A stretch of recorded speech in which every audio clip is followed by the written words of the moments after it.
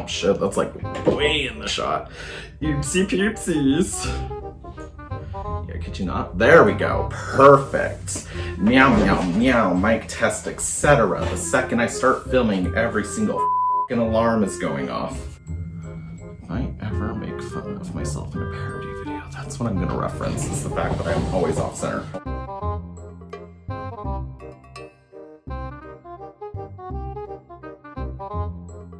Hey guys, and welcome back to my channel. A couple of days ago, I asked you guys on Instagram, ask me some of my favorite things so I could put them in a video and call it content. And it was mostly an excuse to like unbox this doll on camera, even though the hype train for the Barbie extra line is kind of left. I wanted number 5 after watching her in, I believe it was Life in Plastic's video. I can't remember. I saw a couple of them because I did not like her from the promo images. I thought she looked like horrible, but in person, she's got to be one of the most beautiful ones from the line besides this rainbow coat back there. Like, I've been really impressed with the Barbie extra line. There, two of the dolls in the line I'm not like the biggest fan of. But yeah, so I thought we would unbox her, answer some of these favorites, and there's so many favorites, I'm probably going to split this into like a 2-part video. So this will be part 1, and then part 2 I'll probably like release in like another 2 weeks or something. But I think we should start with my favorites. First question is, who is your favorite Pokemon? And that is, actually I should probably scoot over here a little bit so I have room for my images that I edit in later. Well, who is your favorite Pokemon? And it is Vaporeon. It is a little blue merfox. Like, who doesn't love something that looks like that? It's super adorable. It's been my favorite Pokemon since the 90s. Like, I absolutely love it. It's adorable, and any game I play where you can get one, I usually have it on my team. So yes, a little blue mermaid fox is definitely my favorite. And the next question is, what is your favorite doll opening tool? And it is, because I lost mine last time I was at Adam's house, the doll list. I lost my favorite pair of scissors, but it is the Fiskars Micro Tip Soft Grip number 5 scissors with like the little pointy edges.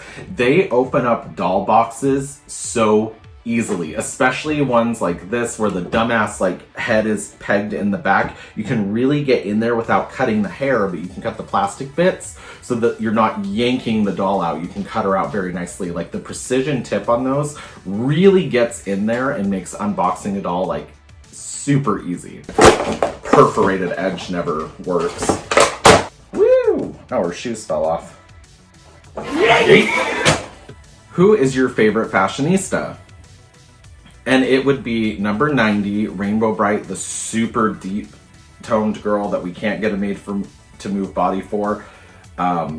She's so pretty. Like, everything about her is gorgeous. That face mold, like her complexion, the cute little rainbow outfit. For the whole like $8 I spent on her at Walmart or whatever, she is fantastic. Love her. And then I actually have 2, because this one, he got me back into doll collecting after taking a couple of years off. I remember going to all of the Toys R Us's in Phoenix to find him, and I finally found him at like the one, like the farthest away it could possibly be. And that is the number 13 Man Bun Distressed Denim Ken Fashionista. He made like headline news where everybody was talking about this Man Bun Ken, and I thought he was really cool. And then he had this new body type called a broad body, which is just like thick Ken, and I'm a thick boy, so I was like, oh my god, I love that Kens have like big, thicker bodies now. And I got him, and it got me right back in, and then it was just a avalanche after that. Like, just me spending my money on plastic. Like, that's when I started going nuts with Barbies again. And I'm super appreciative of him for getting me back into it. But also at the same time, I'm like, oh geez, I've been spending a shit ton of money. So who is your favorite Ken doll? And that is the Venezuelan Olympics Olympico Ken with the Derek face mold, I believe, from the Rockers, Barbie and the Rockers. So I'm assuming he's an 80s doll. I can rarely ever find him for sale, and when I do, he's way too expensive, but I want him. I think he is a beautiful face mold. That's probably my favorite Ken face mold of all time, and he's like a more like medium to like tan skin tone, and he's just super handsome. Latino, once again. I'm always attracted to Latino men, whether they're real or plastic.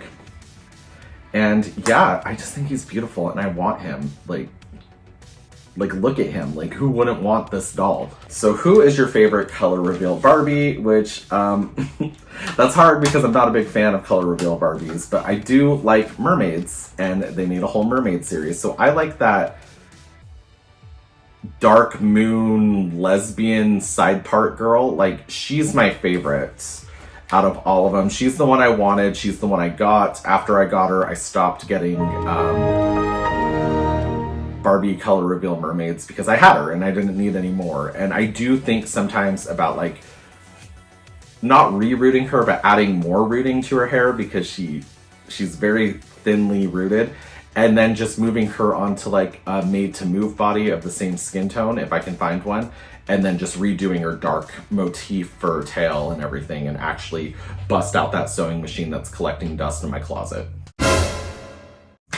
I love that color reveal Barbie doll. Like, I actually love her. I'm not like, I like her for what she is. Okay, so my favorite amusement park is Lagoon. It is in Utah. It's just a fun little like water park, amusement park. They have a zoo, like they just have everything, like roller coasters up the wazoo. It's just a really fun place. I grew up in Idaho, and it was just like a couple-hour drive down there. It's outside of Salt Lake City. It's just a really cool little amusement park, and I really like it. And I have a lot of good memories associated with it. There we go. Now we got her out. Oh my god, she is so pretty. Does she have pixel face? Okay, well, if she does have pixel face, I am not seeing it. Maybe. I don't know. I don't know, if I have to look that hard for pixel face, it's probably not that bad, right? What is your favorite movie? And I have two. It is The Little Mermaid, obviously. Like, a huge part of my life, a huge movie growing up and everything. And then, being a big old homo, I absolutely love Mean Girls. I think it's pretty, like, it might be considered problematic nowadays, but I think it still holds up, like, comedy-wise. Like, it's still a funny movie, ultimately. It's highly quotable. I even had to write, like, a defending thesis in my women in comedy class. We had to write what we thought was, like, the funniest comedy. And, I used that argument where I was like, it's highly quotable, it's still relevant today, people still watch it, like, it's just a really good, solidly written film. And it is Tina Fey, and Tina Fey does have problematic history and everything, but I just think it's a super funny movie and I like it. Your favorite doll lines from the 70s, 80s, 90s, 2000s, and 2010s. And this is going to take a minute, so let's just get into it. From the 1970s, I really liked those Sun Lovin' Barbies, or whatever they were. The ones with the weird, like, where they had the tan lines and everything. I just think the Ken in it is super pretty. I don't really care about the girls, but they're all ultimately, like, really cool, what I would consider like classic 70s looking Barbies, where they're all getting like that terracotta skin tone out in the sun and tanning and everything. And I think it's just a really cute line. I don't know, I've always liked it. I don't know why I like the tan lines so much, I just think they look cool. Love that they painted on details on her boots. Like, I'm over here getting impressed with Barbie doing like the bare minimum, but it's Barbie, like we all have a soft spot for her in our heart, right? In the 80s, my favorite doll line was the Dolls of the World series, where they had, we'll just call her Hong Kong Barbie. They had like the Spanish Barbie, just like all of those different Barbies where they started coming in different like skin tones, ethnic backgrounds, like stuff like that, representing different parts of the world and everything. And I thought that was really cool. And they're all like within that superstar like face era that everybody goes nuts over. And I just think it's awesome to like, one, we were getting like more representation than just like black, white. We were getting all sorts of different cultures, backgrounds, stuff like that. And I thought that was really cool for like an 80s Barbie line. And then in the 90s, it's any like 90s Barbies that were mermaids. I love all of them. But if we need like a specific line, there's the jewel hair mermaids. Fabulous dolls, super awesome. I remember this girl growing up. She had like all of them, and I just thought they were the coolest thing ever. Then just any of the other 90s mermaids with like the crimp tails or anything like that, like the fountain mermaid, whatever she was, like stuff like that. Like they are all just beautiful dolls from the 90s, and I absolutely love like every single one of them. In the 2000s, there are two very iconic Barbie lines that I can think of that started in the early 2000s. And one of them would be the Barbie fashion model Silkstone collection, obviously. I'm a huge fan of Silkstones. I love everything about them. They're beautiful dolls, like just the quality, that porcelain feel, but it's plastic, like everything about them is just amazing. I just love them. I think they're so awesome. I wish they would have had more men in the collection, more furniture pieces, stuff like that. Especially for going over like 20 years, and right at the end they kind of burned out, but the beginning was great and I love them. Of course, another iconic 2000s line is the My Scene Barbies, or like Bratz hooker clones. Like they are just, I don't know. I don't have the nostalgia boner for Bratz because I was so distracted by My Scene Barbies. I never paid attention to Bratz. So I don't know like how they stack up and compare really. I thought they were awesome, especially Masquerade Madness Mermaid Chelsea.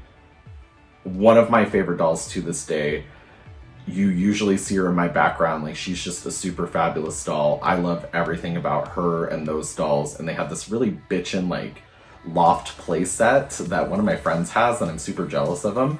And just everything else, like I just love everything about these dolls. For the 2010s, the only line I could think of that wasn't like still continuing were the Barbie fashionistas. I like originally what they were with like the articulation and the clothing and everything, but they were all super white. Like even the black girl was like super washed out and everything and had straight hair all the time and stuff like that, or maybe like a soft curl, but never like naturally texturized hair. And then the Teresa doll from them, like you could have told me she was white and I would have believed you because she did not look like any kind of Latina. And they're beautiful dolls, like I'm not gonna lie. But once fashionistas started going into the more diverse part, I really liked that because it was so much more than just like skin tone diversity and everything. They were doing like multiracial dolls, different abilities, different body types. The men were being included more with different body types, hair textures, stuff like that. Like I just thought that was really cool. I really like that. I like the molded on plastic hair too for like shorter hair dolls, because I remember like the boy fashionistas originally when they had the rooted hair, it was like the choppiest, most like product glued down hair ever, and I always thought it was super messy, and if you tried to fix it, it would just fluff out and look terrible.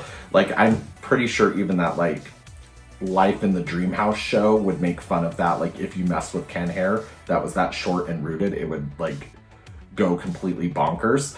So I like the fashionistas from what they were up until what they are right now. I like the price point and everything. I think they're more accessible for everybody. They still come with like full fabric fashions. They're not doing molded on plastic tops, thank goodness. And I like the fashionistas. I think they're really cool for like a 2010s kind of line. And then any of those, I can be anything career Barbies. I like those Barbies, especially for like little girls growing up, where they're like, I can be an architect. I'm like, hell yeah, you can be an architect. Come hang out with me at school, you know? Like, I would love to see more women just going for architecture. Like, I think that would be amazing. So what is your favorite anime? And obviously it's Avatar: The Last Airbender. It's the best anime that was ever created. And I'm just kidding, guys. It's a really, really good show. I know it's technically not an anime. She is so pretty. I know it's technically not an anime, but I don't watch a shit ton of anime. Not because I don't want to, it's to watch anime, I feel like you have to sit down and watch it, and I'm not a sit down and watch stuff kind of a person. I'm a have things on in the background kind of a person, which is why I like YouTube so much and watching YouTube. But there was this one I watched because they advertised it so much on like Facebook Watch, and it is called Blood Sea. It's about some high school girl with big titties living in a small town where a bunch of demons keep showing up and murdering everybody in town. And I love it. It's highly gory. There's a couple of booby shots and just stuff like that. Like, it's pretty typical anime, and it was really good. And it's more like a mini series, which is why I was able to like watch it. And then I think it had like one movie or something, and it's good. I like it for what it is. Okay, so question number 10 is your favorite building, because you're an architecture major, and that is the Gamble House. It was created by Green and Green, which are two brothers that were a huge part of the arts and crafts movement in Southern California. This home exists today in Pasadena. I'm pretty sure it was in those 80s movies about time traveling, Back to the Future. It's a beautiful house. I visited it many times. I love everything about the arts and crafts style movement. And I always jump back and forth between my favorite style of, is it mid-century modern or is it arts and crafts? Like, it's just such a beautiful example of what like a craftsman home should be. It is just everything about this house is gorgeous. I'm super jealous of people that get to see it every day. I'm super jealous of the architecture school that's near it, because I think like once a year, maybe now not because of COVID, but like once a year, I know grad students would compete because they get to live in it for a year if they like win whatever competition, and there's 2 spots to go live in it for a year in the servants' quarters. And that would just be like a dream of mine, because everything about this house is like stupid beautiful, like, and you don't even realize how stupid beautiful it is until you go and physically see it, and you're just like, holy shit, this is a house. Okay, so the final one we're gonna do is number 11, which is, who is your favorite Barbie fashion model, Silkstone doll? And I wonder if it has to be like one I have or one I want. Because if it's one I have, it would be Hollywood Hostess, because she's the one that kind of pushed me to finally buy Silkstones and then just go from there. She was beautiful. I loved the weird little tea set and tray she came with, and her outfit, and she wore pants, and I don't know what it is with me and Barbies and pants. I love it when Barbies wear pants. And, oh my god, dude. Like, are you kidding me right now? She is so pretty. So, and she's a redhead, and Silkstones do redheads right. Like, I think she looks beautiful. But if I need a favorite that I don't have, and it's not the vanity set, because I keep talking about how much I want that damn vanity set, more than likely Gala Gown, which is another redhead. She is just the epitome of glamour to me, like that 1950s mid-century glamour. Like, everything about her is stupid beautiful, and it's all these colors I think wouldn't really go well together like on their own, but then put together, it's fabulous. Like, everything about her is stupid beautiful, and I just can't get over her. Okay guys, so that is part 1 of my favorites, or i.e. a flimsy pretext to open up a doll that is no longer on the hype train, but I finally got, because I couldn't find her at my local stores and I had to order her. That's everything. I will see you in my next video, and for part 2, which I'm thinking will probably be around like Valentine's Day. We'll do like a little date night or something, because I'm gonna be alone, so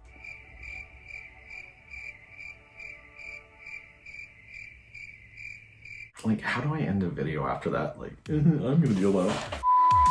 She is just beautiful. I ended up really, really liking her and all of her little details and everything. Her hair is adorable. I love her big, thick eyebrows, her non-pixelated face. Like, it looks really good, even if it is, like, slightly pixelated, I guess. She has pockets. They're just holes in her pants with backing, but they're still pockets. Like, I know, I shouldn't be impressed with Barbie doing the bare minimum, but I love everything about her. And then her jacket fits a Ken doll really, really well. I like her. I'm really happy I got her.